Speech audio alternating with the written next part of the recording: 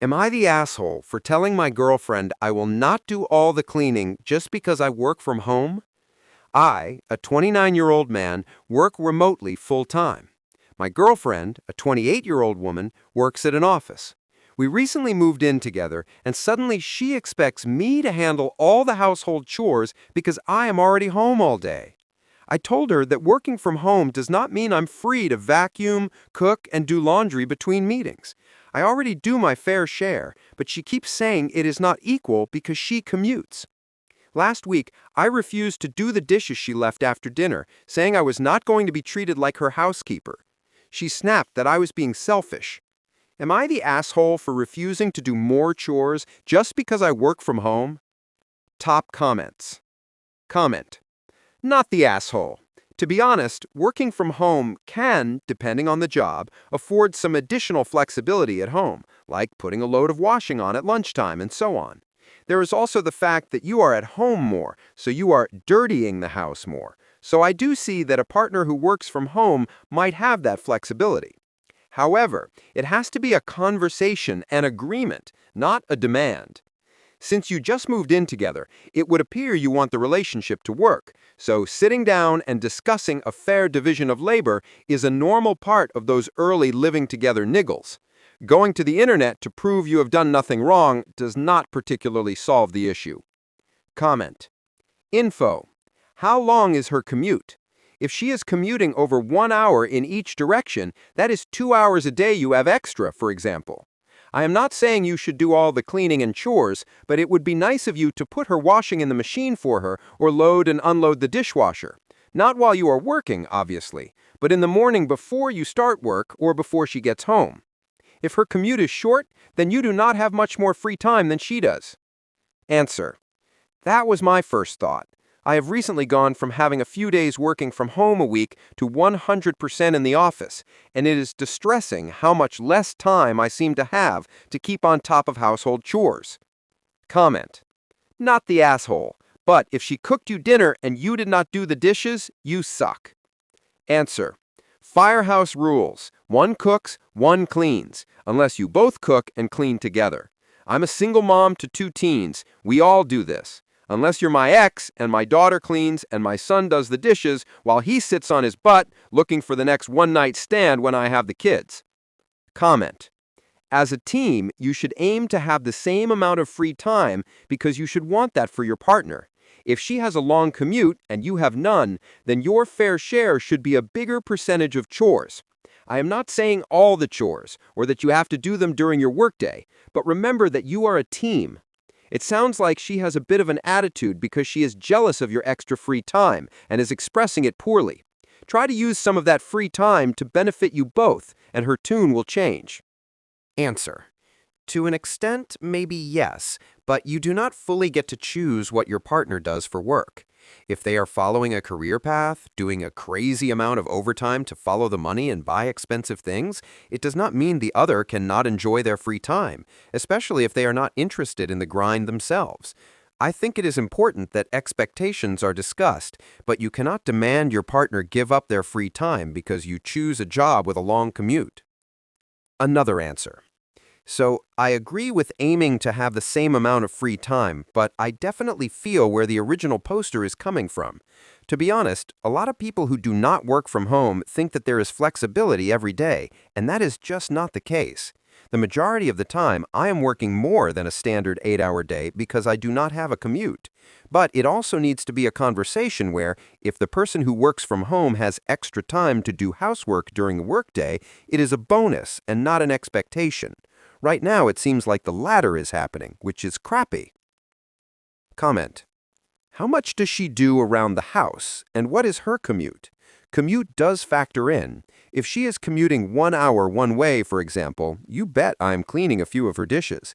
If she slacks with chores and has a short commute, I would be changing my tune. Comment. Everyone sucks here. It sounds like you both need to communicate better because you are both making good points, but also refusing to listen to what the other is saying. You are saying that just because you are at home all day, that does not mean you have any time during working hours to do chores, which is true. She is saying that because she has a long commute, her working hours are longer and it is unfair for you to be sitting watching television or playing games during that time when she has not finished her workday by arriving home. This is also fairly reasonable.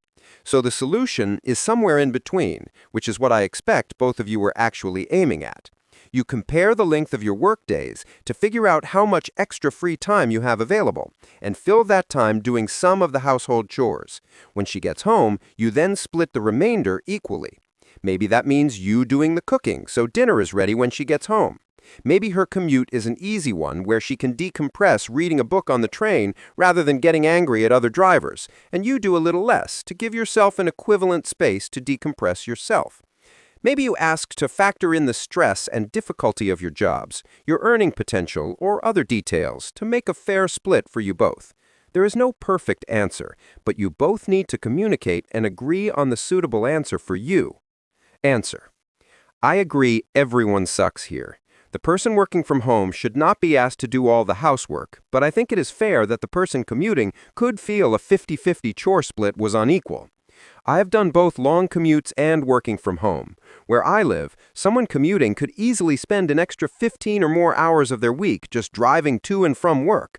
So the person working from home certainly could pick up a couple of additional household tasks outside of their actual working hours and still have quite a bit more free time to spare. It's not an exact science, but trying to find something in between would be the caring thing to do. Write what you think about this situation. Who did the right thing, and who is the asshole? Let's discuss it in the comments. In the meantime, let's move on to the next story. Am I the asshole for not going on a cruise where my sister-in-law invited two other couples we do not know? My sister-in-law and I were planning to go on a cruise together with our husbands. Her husband is my brother. We are all in our 40s. She booked their cruise, and I had not booked ours yet because I was busy. She thought I had already booked ours. As we were texting about the cruise, she texted me that she invited two other couples to go, and they have booked too. We do not know any of these people at all.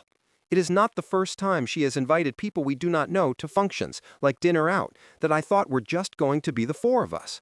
Many times when other people are invited, my husband and I are cast aside and tend to feel like fifth wheels. We pay for our own dinner, and I've always been good sports about it. My husband no longer wishes to go, and frankly, neither do I. If we had planned on other couples going and invited some friends we know, that would be one thing, but we had not. Not one time in our plans was inviting others mentioned. Now we are thrown in with people they have known for years that we do not know at all. So we decided we do not want to go on an expensive cruise, not to mention the time off work, with strangers. I told her we have decided not to go, but to have fun with their friends. It was a bit hurtful, but we're trying to be good sports about it and not cause a fuss. She does not understand why we do not want to go and is now upset with us. She does not think it is any big deal to invite others. My husband and I would never dream of imposing strangers, even for dinner, without first discussing it with the folks we made original plans with. Now I think, am I the asshole for canceling going on a cruise? I suppose, am I the asshole for controlling who she invites? Am I the asshole for seeming petty? If you invite others, my husband and I are not going. Reddit verdict: not the asshole. Top comments. Comment: not the asshole. Your sister-in-law is selfish and rude. If she wanted to invite others, she should have asked both of you before inviting other people, as the four of you had already made a plan. Stand by your decision to withdraw. Explain next time the four of you make plans. If there are any changes, you want changes discussed in advance, so you and your husband get to choose whether or not you are okay with it. That is what respectful adults do. Yes, you are correct. I should have placed parameters on the cruise. That is my oversight. Thanks for the validation. I have been so upset about the whole thing, I hardly slept. Comment: she does not understand why we do not want to go and is now upset with us. She does not think it is any big deal to invite others. My husband and I would never dream of imposing strangers, even for dinner, without first discussing it with the folks we made original plans with. Now I think, am I the asshole for canceling going on a cruise? I suppose, am I the asshole for controlling who she invites? Am I the asshole for seeming petty? If you invite others, my husband and I are not going. Answer: yes, stop being a good sport is good advice. I had a close friend who would always do this. I thought the two of us were meeting for lunch or whatever, but when I would arrive, 3 more friends would be there. She would always say, the more the merrier.